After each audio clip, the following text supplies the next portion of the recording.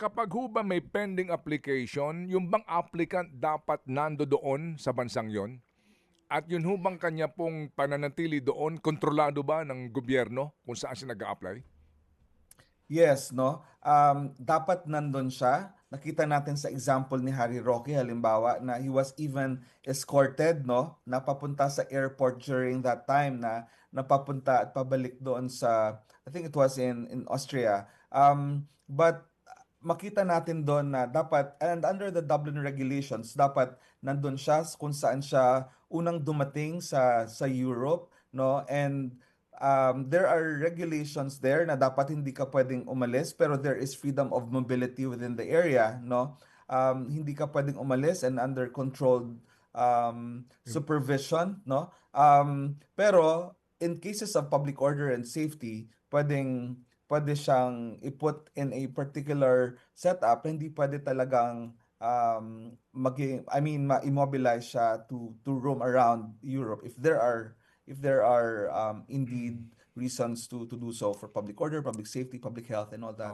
Yang Dublin thing na yan, convention yan? And this is an agreement, no?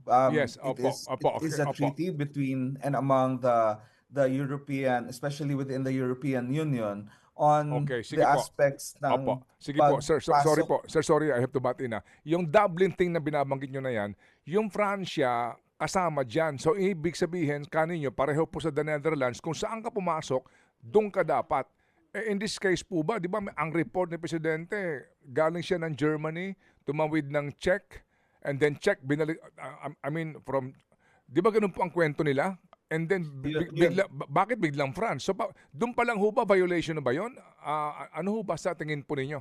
Hindi din natin alam talaga kung saan siya nag-umpisa kasi meron pang statement na he was even able to have his petition apostilled sa Scandinavia, sa Sweden, no?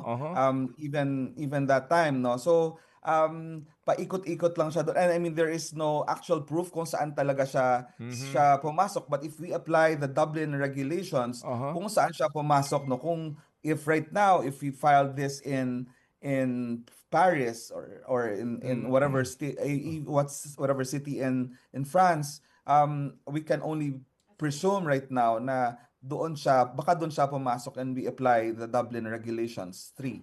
Mga kapatid, para sa iba pang mga balita at impormasyon, sundan niyo po kami sa X, Instagram, Facebook at syempre sa TikTok, True Network PH. Mag-subscribe din po kayo sa aming YouTube channel, True Network. May website din po tayo, truenetwork.ph. At pwede nyo rin po kaming mapanood sa Channel 19 ng aming True FM TV. Lagi pa rin makinig sa radyo dito po sa 105.9 True FM dahil dito, lagi po sa'yo, kapatid. Ito tayo sa totoo, tunay at tapat.